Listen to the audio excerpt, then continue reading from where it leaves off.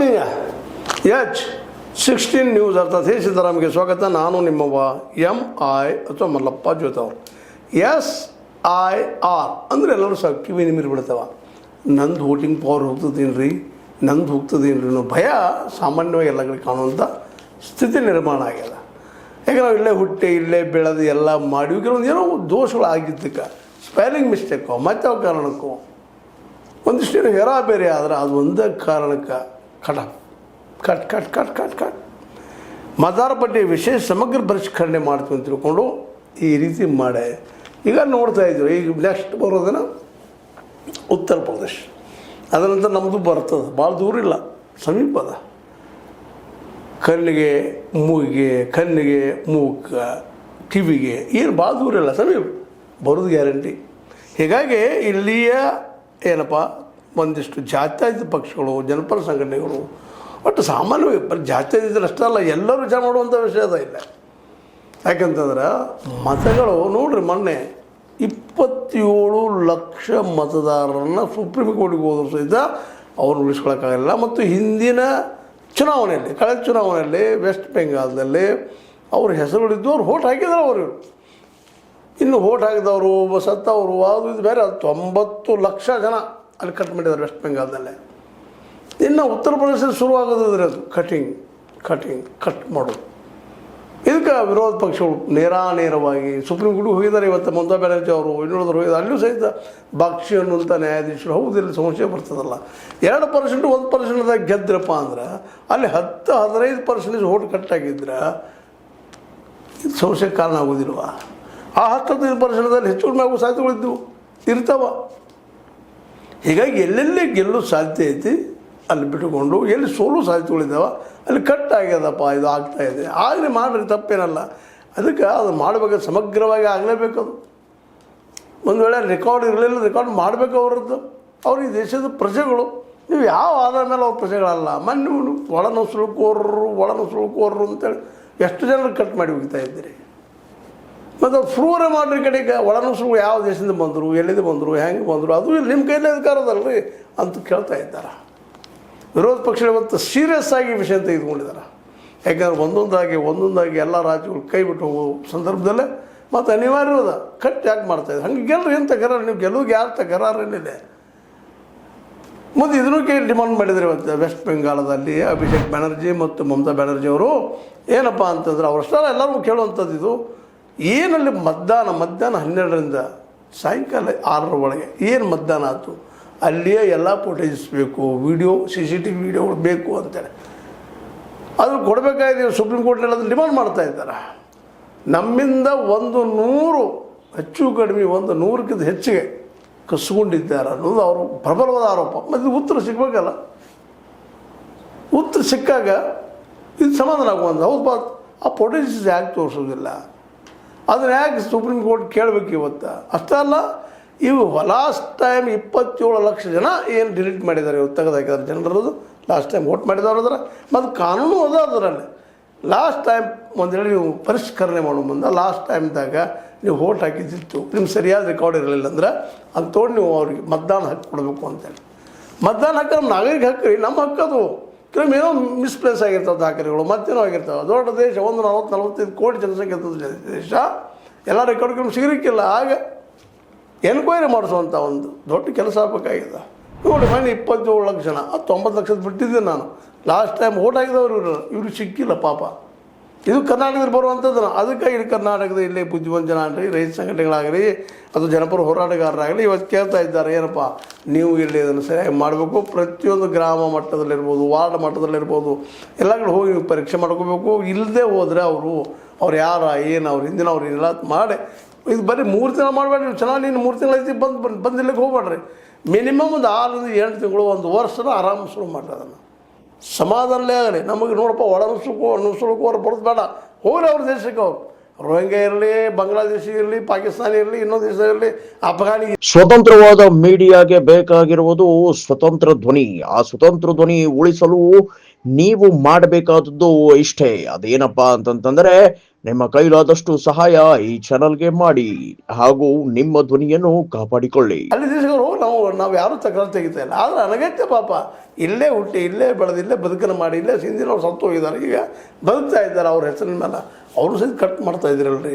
ಸ್ಪೆಲ್ಲಿಂಗ್ದಲ್ಲಿ ಒಂದು ಮಿಸ್ಟೇಕ್ ಆದ್ರೆ ಅದು ಏನೋ ಮಾಡ್ತದ, ಅದು ಮಿಸ್ಟೇಕ್ ಆದ್ಮೇಲೆ ಈಗ ಅದು ಬಂದಾಗ ಕೆಲವು ಇವನು ಬರೀತಾರೆ, ಕೆಲವು ಓನು ಬರೀತಾರೆ. ಮಹಮೂದ್ ಎಲ್ಲ ಒಂದೇ ಇರ್ತಾವೆ. ಅದು ನೋಡಬೇಕು, ತೆಗೆದು ನೋಡ್ಕೊಂಡು ಮಾಡಬೇಕು, ಅದನ್ನು ಟೈಮ್ ತೊಗೋಬೇಕು. ಯಾಕಂದ್ರೆ ಆ ಒಬ್ಬ ವ್ಯಕ್ತಿ ಮತದಾನ ಹಕ್ಕು ಕಸ್ಕೊಂಡ್ರೆ ಅದು ಅವ್ನ ನಾಗರಿಕತೆಯನ್ನು ಕಸ್ಕೊಂಡಂಗೆ ಅಂತ ಇವರೆಲ್ಲರೂ ವಾದ ಮಾಡ್ತಾ ಇದ್ದಾರೆ. ಜಾತ್ಯತ್ವ ಕೊಡಿದ್ರೆ ಬುದ್ಧಿವಂತರು. ಅದಕ್ಕಾಗಿ ಇದರಲ್ಲೇ ನಮ್ಮ ಸಿದ್ದರಾಮಯ್ಯರಿಗೆ ಒತ್ತಾಯ ಮಾಡ್ತಾ ಇದ್ದಾರೆ, ನೀವು ಇನ್ನೊಮ್ಮೆ ಇದರ ಬಗ್ಗೆ ಜಾತ್ಯದ ಮಕ್ಕಳ ಜನಪರ ಹೋರಾಟಗಳು ಒಕ್ಕೂಟಗಳೆಲ್ಲ ಕೊಡ್ಕೊಂಡು CMಗೆ ಭೇಟಿಯಾಗಿ ನೀವು ಇದನ್ನು SIR ಸರಿಯಾಗಿ ಮಾಡಿಸ್ಬೇಕು. ಅದು ಆಗಲಿ ನಾವು ಬೇಡ ಅಂತ ತಕರಾರಿಲ್ಲ. ಆದರೆ ಮೋಸ ಕೊಡೋದು, ಇಲ್ಲಿಯ ನಾಗರಿಕರಿಗೆ ಇಲ್ಲಿ ಪೆಟ್ಟು ಬೀಳಕೂಡೋದು. ಲಾಸ್ಟ್ ಟೈಮ್ ಮತ ಹಾಕಿದ್ರೆ ಅವ್ರ ಮತದಾನ ಹಕ್ಕನ್ನು ಕೊಡಲೇಬೇಕು. ಇಲ್ಲದೇ ಇದ್ರೆ ಹುಡುಕ್ಬೇಕು, ಎಲ್ಲಿ ಹೋಗ್ಯಾರ, ಎಂತ ಎನ್ಕ್ವೈರಿ ಆಗಬೇಕು ಸಾಧ್ಯಂತವಾಗಿ ಅಂತ ಕೇಳ್ತಾ ಇದ್ದಾರೆ. ಅದಕ್ಕಾಗಿ ಅವ್ರು ಹೇಳೋದೇನಪ್ಪ ಅಂದ್ರೆ ಬರುವಾದರೂ 6 ದಿನ ತೋಳಿ ಮತ್ತು ಅದ್ರ ಜೊತೆಗೆ ಮತದಾರ ನೆರವಿಗೆ ಎಲ್ಲ ಗ್ರಾಮ ಪಂಚಾಯತಿ ವಾರ್ಡ್ಗಳಲ್ಲಿ ಮತದಾರ ನೆರವು ಕೇಂದ್ರ ಸ್ಥಾಪಿಸ್ಬೇಕು. ಎಲ್ಲ ಕಡೆ ಮತದಾರ ನೆರವಪ್ಪ ಅವ್ರು ಎಂತ ಬರ್ತಾರೆ, ಭೇಟಿ ಆಗ್ತಾರೆ.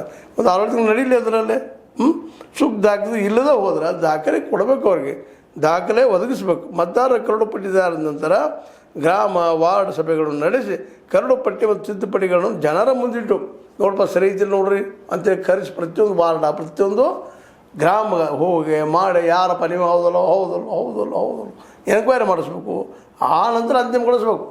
ಅದೆಲ್ಲ ಬಿಟ್ಟು ನೀವು ಬಂದು ಪಟಾಪಟಿ ಯಾವಾಗ ಬರೋದು, ಏನು ದಾಖಲೆ ಕೇಳೋದು, ಇಲ್ಲ ಈ ದಾಖಲೆ ಅಂತ ನಡಿ ಮಾಡೋದು, ಒಂದು ಸ್ಪೆಲ್ಲಿಂಗ್ ಮಿಸ್ಟೇಕ್ ನಡೀಬ ಅಂತ ಹೇಳೋದು, ಇದು ಯಾಕೆ ಮಾಡ್ತೀರಿ, ಇದು ಮಾಡಿಕೊಡೋದು ಅಂತೇಳಿ ಇಲ್ಲಿ ವಿಶೇಷವಾಗಿ ನಿಯೋಗದಲ್ಲಿದ್ದಂಥವರು ರಿಟೈರ್ಡ್ IAS ಅಧಿಕಾರಿ SG ದೇವ್ ಸಹಾಯಂ, ಅದೇ ಕಾಲಕ್ಕೆ ರಾಜಕೀಯ ವಿಶ್ಲೇಷಕರಾದಂಥ ಪ್ರಭಾಕರ ನಿಖಿಲ್ ಡೇ, ಮಾಜಿ ಸಚಿವ ಮನೋ ತಂಗರಾಜ, ಮತದಾನ ಹಕ್ಕು ಚಳವಳಿ ಥಾಮಸ್ ಫ್ರಾಂಕೋ, ಅದೇ ಕಾಲಕ್ಕೆ ಎದ್ದೇಳು ಕರ್ನಾಟಕದ ತಾರಾ ರಾವ್, ನೂರ್ ಶ್ರೀಧರ, ಮಾಜಿ ಸಚಿವ BT ಲಲಿತಾ ನಾಯಕ, ಹೋರಾಟಗಾರರಾದ N ವೆಂಕಟೇಶ, ಯೂಸುಫ್ ಕನ್ನಿ, ಅರುಣ್ ಲೂಯಿಸ್, ಅದೇ ಕಾಲಕ್ಕೆ Badagalapura Nagendra, Vinay Srinivasa, KV Bhatta, KL Ashoka, B ಅಹಮದ, Mahantesha, Tahir ಹುಸೇನ, Shriram, Abdul ಮಜೀದ್, ಅದೇ ಕಾಲಕ್ಕೆ ಅಮ್ಜದ್ ಪಾಷಾ, ಅಂಬಣ್ಣ ಅರೋಲಿಕರ, ಮಂಜುನಾಥ, ಇಂಥವರೆಲ್ಲ ಕೂಡ್ಕೊಂಡು ಪ್ರೆಷರ್ ಮಾಡ್ತಾಯಿದ್ದಾರೆ.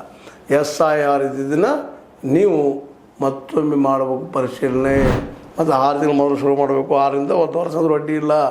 ಎಕ್ದಮ್ ಇಲೆಕ್ಷನ್ ಬಂದಾಗ 3 ತಿಂಗಳಿಂದ ಮಾಡೋಕ್ಕೆ ಹೋಗಿ ನಿಮ್ಮ ಮನಸ್ಸಿಗೆ ಬಂದಾಗ ಕಟ್ ಮಾಡಿ ಹೋಗಿಬೇಡ್ರಿ, ಕಟ್ ಅಂತೇಳಿ ಜಬರ್ದಸ್ತ ಅಂತ ಒಂದು ಕೊಡ್ತಾ ಇದ್ದಾರೆ. ಇದು ಎಷ್ಟು ಮಟ್ಟಿಗೆ ನೆರವೇರ್ತೈತಿ ಅನ್ನೋದು ಮಾತ್ರ ಇನ್ನೂ ಹೇಳಲಿಕ್ಕಾಗೋದಿಲ್ಲ.